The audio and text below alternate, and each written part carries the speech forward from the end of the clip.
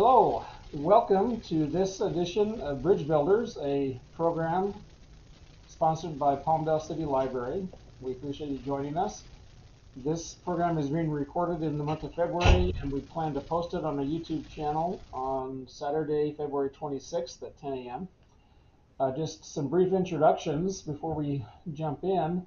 I am Robert Shoup, the Library Director of Palmdale City Library. Right now we have with us Jamie Lee Beck, who is the Assistant Director at the Library. And then Jesse Davidson, who is our facilitator for this program. I want to give just a brief intro to Jesse if you don't know him. He was born and raised in the Antelope Valley, has been a bassist since his early teen years, and has been involved in the music scene, local music scene, since 2010. He working professionally since 2012. He's worked at LPAC, teching for Last in Line, Lita Ford, Venice, and others, and is touring as an independent musician with Reverend Red and Rogue. In August 2018, he began writing for Antelope Valley Press, covering the local music scene with a weekly column appearing in the showcase section of the paper. And we appreciate Jesse's help with this program, and he has reached out to our special guest for today, Kevin Church. And this is the first time I've met you, Kevin, but a little bit of info that Jesse shared with me, and you can correct anything that I might get wrong or add to it if you want. But Kevin grew up in the AV, graduated from Paraclete High School. He's been a musician for many years.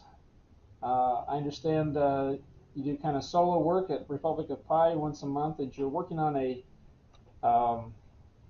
major project of a video game called Gazelle in a Winter Coat, which sounds very interesting. And the theme for today's conversation is going to be developing an eye for the artistic. And so with that, I encourage everyone to remember that the library is open. We have lots of resources, but I'm going to turn over to these two to jump in with the conversation. Thank you, Robert. I appreciate you letting me curate this series and bringing on guests like Kevin so we can have these discussions. So, Kevin, thank you for joining us again on a break that you have from work. So we appreciate you coming in and taking the time to do a quick podcast lecture series here. And yeah, a little bit of background for everybody watching. I've known Kevin for a long time through the music scene and his involvement with that. And whenever there would be a big jam session or party among the musicians in our social circle, Kevin would always have a sketchbook with him, and he would usually be sketching people playing, the person's house we were gathered at. So he's always been that person that there will be links in the description below. Oh, do you have the sketch pad right now? Is that what I see? I always have a sketch pad. I was just thinking, I wish I brought the smaller book that even you show up in, like the ones from those music parties. I have some with you in there. I wish I brought that. That'd be wonderful. Well, that's okay. That's okay. If you go to there will be a link in the description below. If you go to Kevin's Instagram, you can see some of his work there and his style. It's very good. But it reminded me, thinking of a theme for each of these episodes or seminars, whatever you want to call them. You were always the person that would do that, and it was a very unique thing because not a lot of people, you don't see a lot of people doing that. And I think it's not only is that a unique gift, but it makes you think about the perspective people have with the world. And there are always going to be way more artists, or always going to be people that appreciate art more than there are people necessarily doing it. But I think to keep these things going, like art, same thing with food, music, anything that we enjoy culturally, there's always going to be more people that consume it and appreciate it and are lovers of it than do it themselves. So I think in anything you could potentially find the beauty in what that subject is, or a landscape or an environment. And I think artists have a particular eye for that they can walk into a situation and see sort of a picture formed. They see, or either literally see it, or maybe with their mind's eye, they could see a piece of art there or something, and at least the spark for an idea. So starting off, would you say that you have that sort of inclination as an artist? I love the topic of some sort of spark in an artist's eye, because it wasn't like a few years, because I've always been drawing or creating, but it wasn't until a few years ago when I was on the phone with somebody and we were talking about a musician, and she said something about the musician that I don't know how that musician does like all this stuff and just is able to create all this stuff. Like, how do people that and then she gave a really nice compliment to me, or like, you just like always want to do this, always want to create stuff. And then for some reason I had never thought of like, is it inherent? Like, have I always had a want to create? I think this deviates a little from whether I would have an eye for something, because I'm very strong belief that anybody could draw that has the means to draw, if it's from life, if it's something that's in front of you.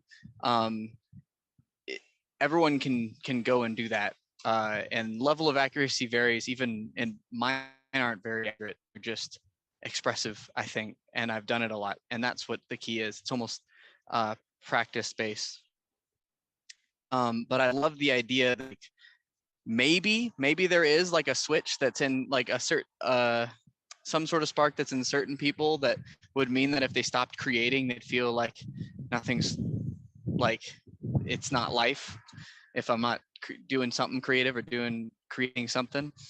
Because that's what I always say. I always say, if I ever stop like creating something, I think my body would just stop working. Right. Yeah. But No, but yeah, I but get yeah, that. I think Yeah. I think it's funny because there's like bottom of like, do I think that it's inherent in some people and not in others, is different than what way, if I believe, which direction I go, my actually help me like interact with others and find that maybe in people. Like, saying that it's in everybody is almost like, well, maybe that might actually help you, assuming that everybody has the ability to have that artist spark. Even if you don't know if that's true, if you're assuming that, then maybe that allows for other people to find it, or for you to find it in other people. So I think that's what I lean on. Okay. But I am fascinated with the idea that maybe there are like more,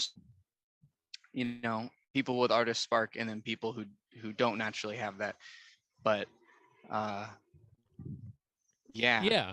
Yeah. No, I think it's, for me, it's not necessarily, I don't think everybody will necessarily have the ability to draw or the inclination of it, but it's more trying to gain an insight into that perspective so you can kind of appreciate more of the beauty of life, I think, because it's there's plenty of, like nature, for example. I think everybody kind of appreciates being in nature to an extent, but not everybody is going to be a conservationist or want to work in it every day, but we can understand and respect the beauty of it. And I think in the same way where in my column, I've talked to different musicians to try to gain some sort of lesson or insight of like, how can this go from an insular thing that only affects musicians to kind of affecting anybody who's open to receiving it. And I think that, as you said, you brought up a very key point, that as an artist, it's a part of you that you need to do it to function, to just express yourself, to vent, to get certain emotions out, probably onto a page, however you do it, it's a necessary function. So I think that for people who might not have that expression, it's more just trying to be able to tap into a little bit more of like literally what your perspective is. And that's what I mean by maybe something that you literally see walking into a room, or it could just be more of your imagination, or the spark that like the spark for an idea. Does that make sense? Yeah, I mean, the idea of like walking into somewhere and seeing it in a way that an artist would, or if you're like there are many. I naturally get when I'm going to a music show, because the first time that I started drawing from life, I'd drawn like since I was really really little, but a lot of it was like made up characters, or like, and some of that is obviously inspired by life, and try to draw a tree, you can look at a tree and then make one from there. But a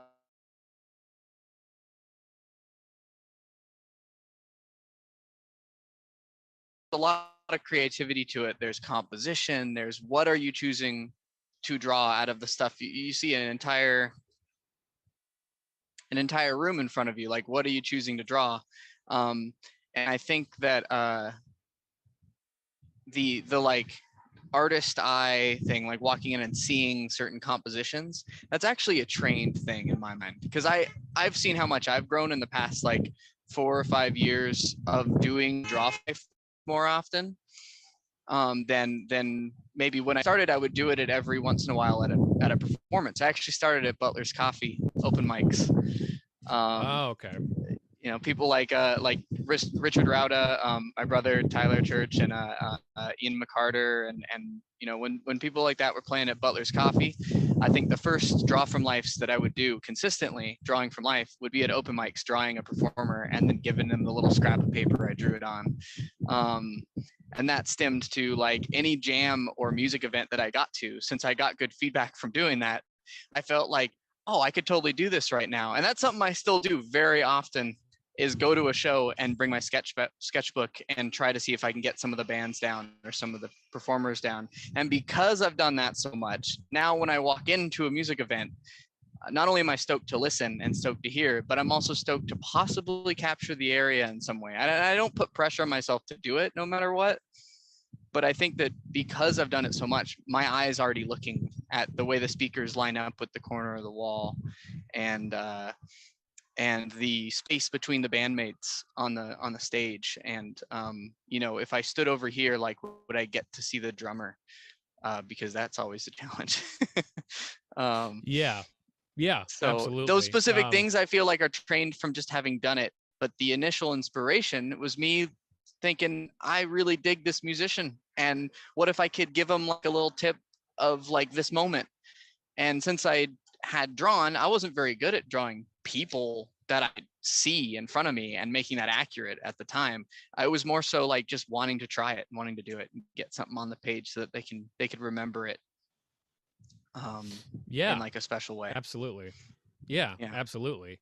That almost reminds me of I was at AVC. They brought in this guy named Frank Symes, who was, you know, a musical director for all these really, you know, big bands and things like that. I think the last gig, I think when he came to AVC, he was musical director for The Who at the time. So like he was playing keys and doing that. Yeah, I forget how that connection came about, but he through somebody in the class who knew him, or I think Mike McCulley, who teaches over there, just reached out. But anyway, it was just someone that they brought in to guest speak. And a concept I got from him was that the details of something, people think of details as small and minuscule and not just really small working parts that are really important. And something you just mentioned with, you're seeing that and not only noticing the musicians on stage, but you're noticing how far apart they are and where they're standing and the relation to the objects around them. And I think that that's one thing that kind of gets overlooked in society today, are small details of things. I think details kind of get put into this small, minuscule category, and it's not. Details could be a whole picture. You know, that's what a mosaic is, right? A bunch of tiny little pieces coming together to make a big picture. I feel like society's definitely picks up on it. It's just you don't know what you're picking up on. They get lost in like how we would describe a moment or how, but I think that's the beauty of if you sketch things that are actually around you, like drawing from life, you end up picking up on small details that you were taking in, and they accounted for a lot of the way you felt in an area, at least visually, right? And then there's things like you know, how do you capture in a drawing how cold it was that day? It captures it for me because I can look at the drawing and remember it. But besides that, you know, there might be visual cues to that, and that might make that aspect of the view more important to get age than say like the person standing right in front of you. I really like, I mean, as soon as I started drawing from life, and it was only as of recently after I graduated and started working in the Valley, and I decided to take night classes at Pierce College for art finally, because I had not taken formal art classes, just drawing all the time. And so I went through, drawing one, illustration, 1, 2, 3. And one of the things that they do in drawing one is have you carry around a specific book for drawing from life. Like, as much as I love to do like concept pieces, making up my own characters, like all that is fueled into my creative projects. But having a specific place to put drawing from life sketches into almost lets you walk around and actually look for like ways to do it, like places to do it. What are you interested in drawing? Where are you interested in drawing? It gives you an excuse to be places that you might not have already had an excuse to be there, like a random business plaza where you had like an appointment and you're done with your appointment and now you're in this plaza that's like pretty darn beautiful, but you have nothing to do there anymore. So a lot of times you're just going to your car. But if you have a draw from life book, well, you can take the extra 15 minutes you got and draw. Like, it's an excuse to be there in itself. Even though, we don't necessarily need one to be standing there, although I guess that's called loitering. If you're drawing, it's almost like what are they doing there? Well, they're drawing that view. They can't leave and draw that view. That's not a thing. Yeah, right. Exactly. It almost sounds very meditative, because that's something that I've gotten into, dabbled in, I would say, or started to get into pre-pandemic, and then really leaned into it in the last 2 years, and it's helped me out a lot. And that's kind of what they teach you at the beginning of it, is not to, because you think that, oh, I have to do this all day and be very, very focused and centered and block out all your thought. And that's not really it. It's more like, as a thought comes in, you let it go. And then also like doing it in small increments. So like 5 minutes a day, 10 minutes a day, because in the same way you're getting used to anything, like any new routine could be maybe a fitness routine. It could be like changing your habits. You have to kind of introduce it incrementally, because usually a big radical change is not going to yield the result that you want, right? So what you just said is you carry it with you. You don't have to put a bunch of pressure on yourself to notice something. It's just, oh, hey, I've got 10 extra minutes that I could spare before I have to leave to go do anything. Yeah. Let me attempt to create something here with no preconceived notion of what this thing needs to be. There is like always a thing to draw, if that is the goal of and having a sketchbook for it, I think, helped me immensely, because before, any draw from lives were in the same spot as like an original concept piece or an abstract that I started, and those could take forever or super quick, and I didn't really have I didn't have any pressure on me to do any of that or whatever. But when you're drawing from life, they have a deadline. Like, when you leave, you're done, or at least that's how I like to do it. It's nice that way. Yeah. You don't have to, right? You could keep working on it with a picture or whatever. But something about being in place and then saying like, going out to lunch, but I know that I want to, like, I'm feeling like drawing, and I'm with people that don't mind me drawing, obviously, at a lunch table. We're waiting for our food. I can draw my hand like resting on the table. I don't know. There's like, that's an example. Like, there's literally always something to draw if that's the goal. But also, like, the people in that drawing class, and this is what I love, I will rave all about night class at community college, because the people in that class, you got 19-year-olds out of high school, you got a few people like me who are like 20 somethings, probably studied something else, working and wanting to learn something on the side. And then you got, 55-year-old who took art school in another country, lived a career that was different, and then wants to get back into painting and is amazing. And so there's so many different, and then there's people who are like on track, older, but on track to like transfer to a fine art degree somewhere. Yeah, it's so much variety. In a drawing one class, there was incredible amounts of variety. And what it was super welcoming to, like, no matter what, you could fill up your 25 drawings in that draw from life book. No matter what level you're at, you can do it. It wasn't accurate enough. It was just, you needed to do it. You needed to sit down and draw what was in front of you. And if everybody drew the same scene, everybody would draw different parts of the scene. Like, it's guaranteed. the definition of a view is like, I could say that you know, the awning in the connection up at top was like super this view because of the darks and lights and like the way the lines drop down. But someone else could be like, nah, that the subtlety of the tree being reflected in the, you know, that's what they wanted to focus on with their 10 minutes allotted or whatever. So like there's so many things that that can define something when you draw from life, that it doesn't just have to be photorealistic, you know. And even if it is, then it's composition. Then it's like, how zoomed in are you? Where are you placing it on the page? Where are the lines showing up on the page? So there's so much more creativity involved, to the point where everybody's going to see something different in what's in front of you. Yeah. Oh man, you just brought, you know, and I know you have a limited time, so I'm trying to keep these focused, but I keep finding more parallels drawing between meditation and now Bob Ross, oddly enough, because that's the one I am seeing a beard, so right, a nice Bob Ross beard. Yeah, let me. Oh, let's look at that tree in the background there where Kevin's sitting. Oh yeah, the happy tree in the background.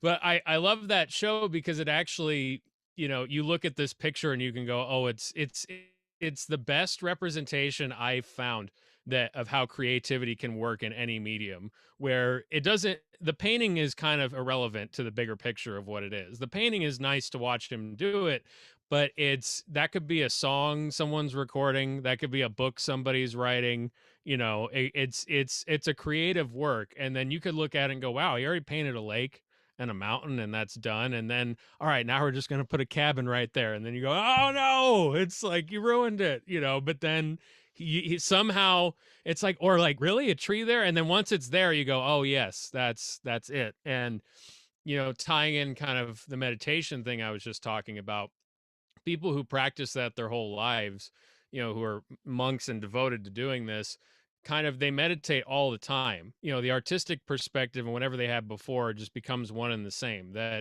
And it's this idea of tapping into awareness, and it's awareness is basically just being in touch with yourself and the world around you without getting overly burdened by your thoughts or like distractions or other things that the world kind of throws at you.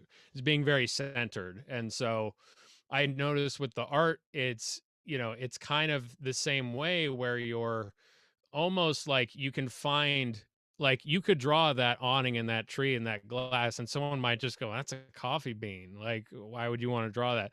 But you could literally take that and turn it into a picture. You could turn that into a picture where somebody goes, wow, that's beautiful, where somebody just drives by and goes, that's a coffee bean, you know, and just would be totally dismissive of it. Yeah, and the big thing about you know, letting things be part of meditation is that's exactly what you got to do when you're faced with your finished drawing, which does not look at all what you intended it to look like, which is 100% the case. Because as you get like better at maybe representing the things in front of you with your tools, or with your because art, like drawing realistic stuff, is all like a built skill. It's not like an inherent spark. The inherent spark's a different conversation, but the actual skill to draw what's in front of you is something that's trained.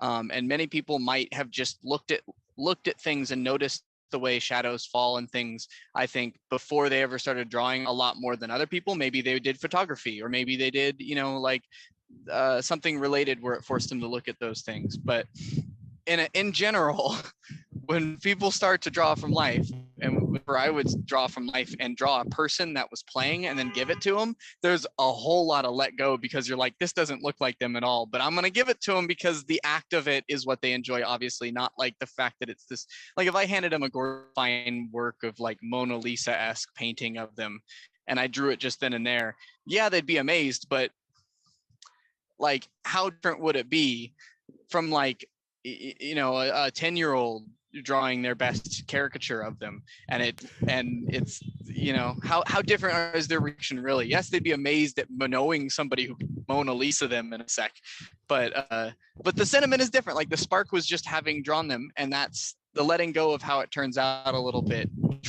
Sometimes I'm like, I look at it and I'm like, I don't really want to even show them this, but I have a rule that like if I'm sitting there drawing them, they saw me drawing, I'm gonna show it to them, because Right.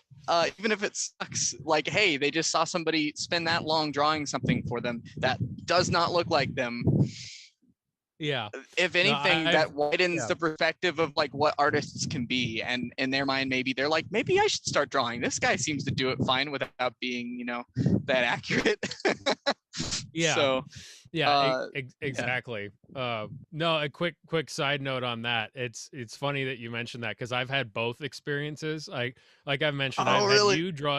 I've had you drawing me at a party.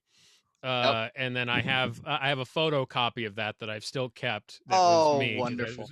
I've still kept that, because it's happened a few times where people have drawn me, and not like I pay somebody to do it. It's just Mhm. happened to be at a place where And somebody was doing it.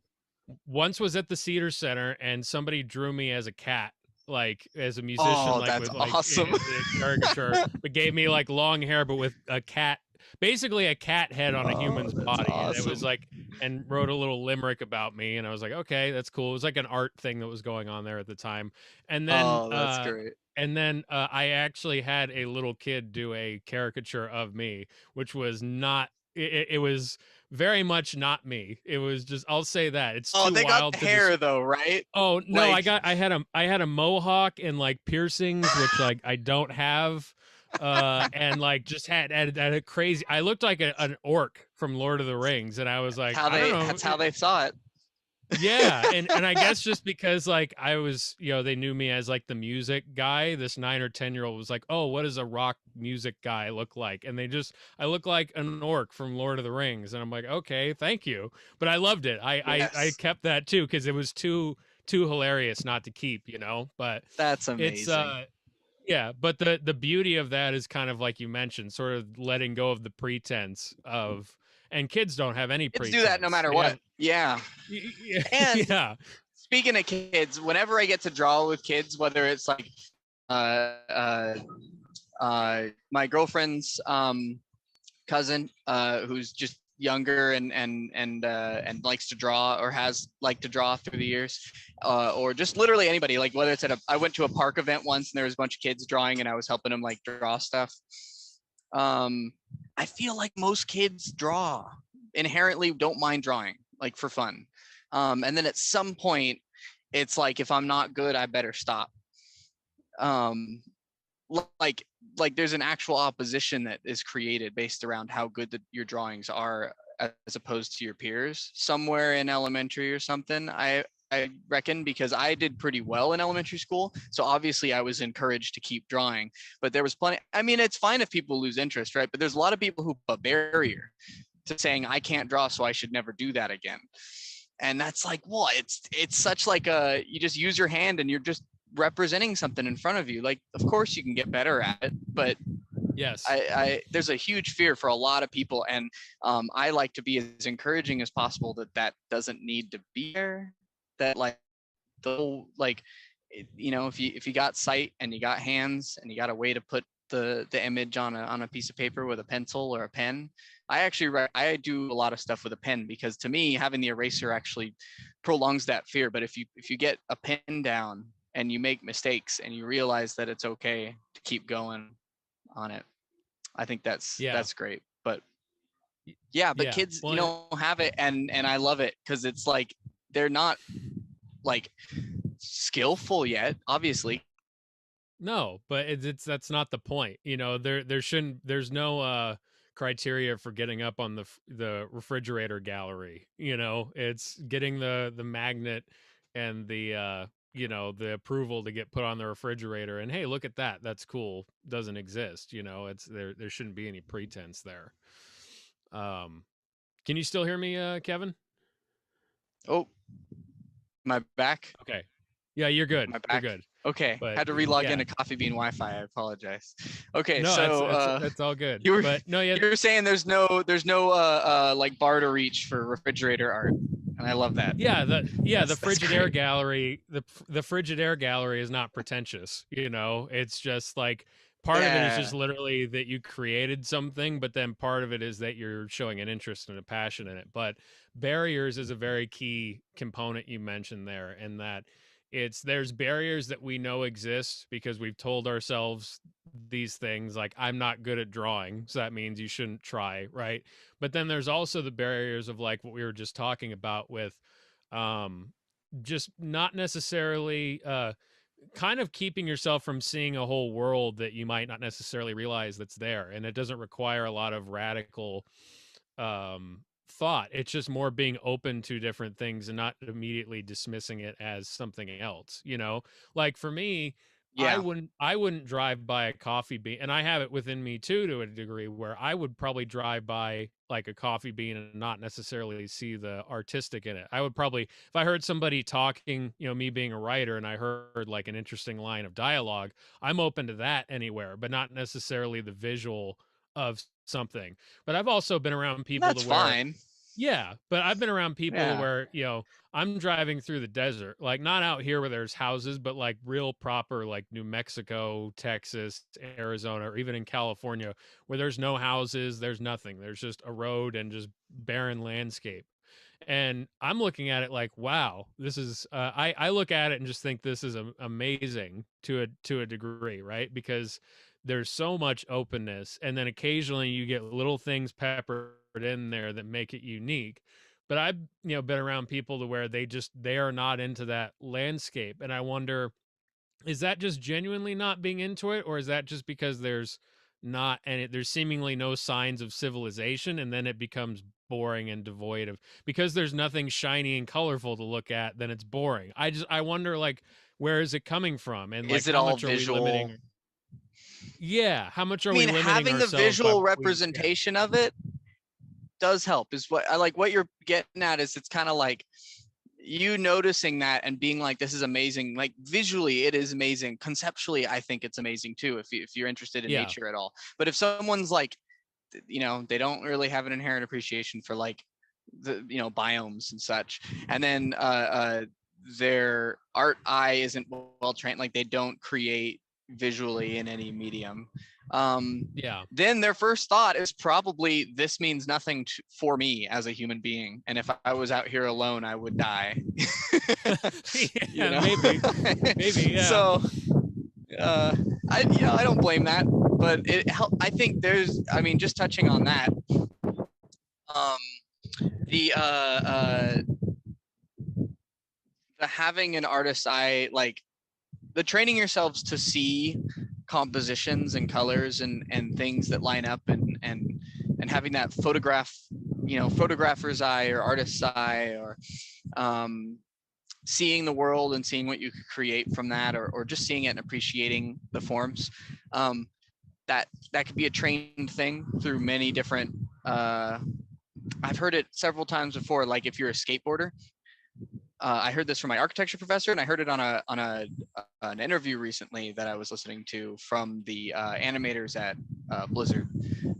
So I've heard it twice. If you're a skateboarder, you're gonna look at an environment, and you're gonna immediately see the paths you could skateboard down it, and that would give you a different appreciation for that space than even an artist looking at it and just looking at shapes and things. Like having something to look at in reference to a space kind of helps with like boredom in a way. I've always attributed to that. Like if you notice the small details, then like just this little pocket of space here can be an incredible world of meaning.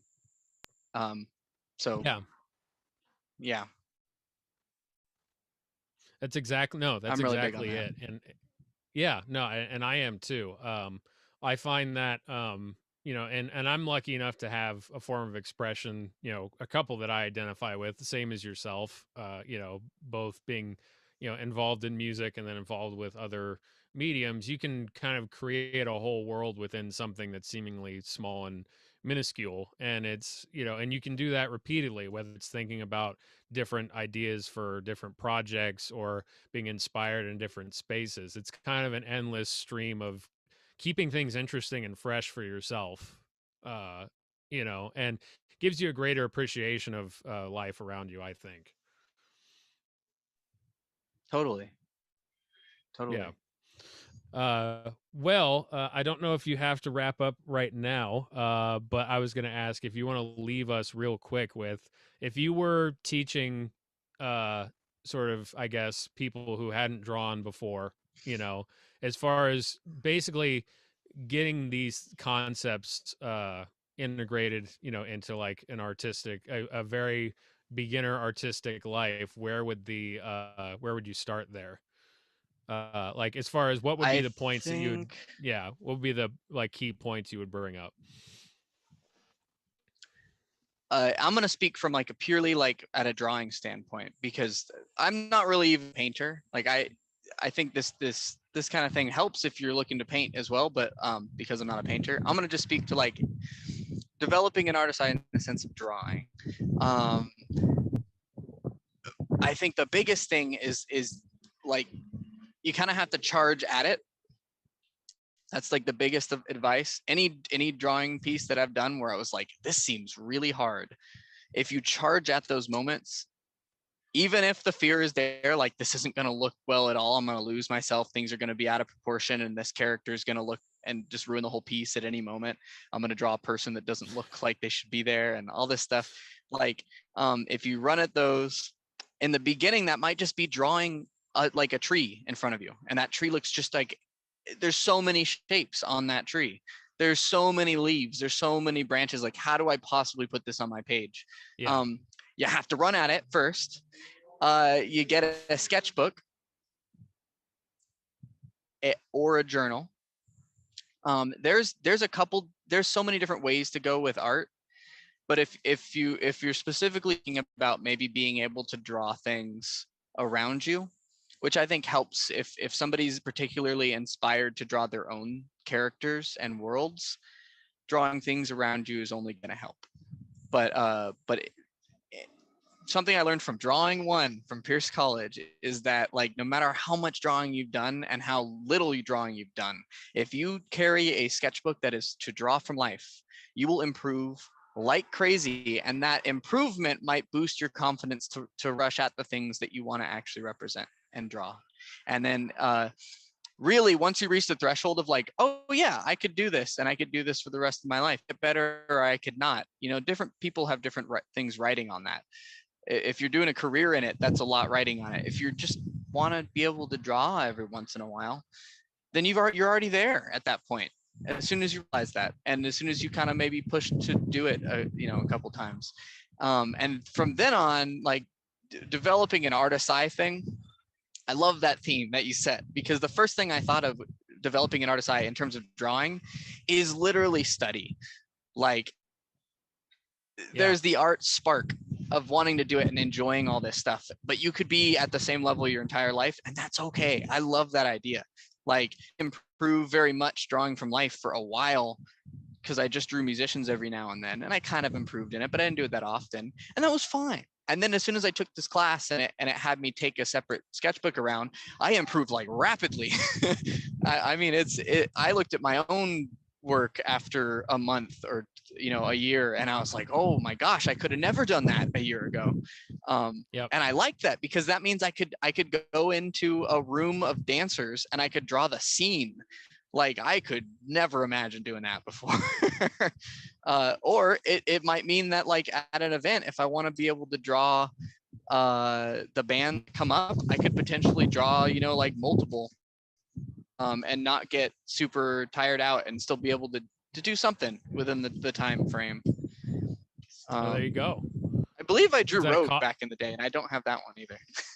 you drew us on our my band on our second gig ever. That was the first time I've heard you. Oh, that was the second gig ever. Yeah. Anybody's listening and has not checked out Rogue the band, Jesse's the bassist in. Yeah. And sings.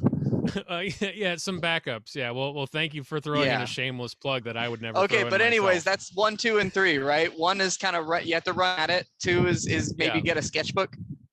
That's it, you know. And 3 is enjoy. Yeah. Find the things that are enjoyable to do. Yeah, no, I think that's I think with what you mentioned before and that's some beautiful points to wrap up on. So Kevin, thank you again so much for coming in on your break to do this podcast. And yeah, as you know, we're looking at doing more in-person events for the, this Bridge Builders series, as things are kind of opening up again. We'd love to get you in the library to do some sort of, showing off your talent in some way, shape, or form. Maybe we can do like an art music show of some kind. Oh, that sounds amazing. Oh my Yeah, gosh. I'm a really big fan of this whole series, by the way. It's amazing. It's a awesome. lot of wonderful interviews to listen to. Awesome.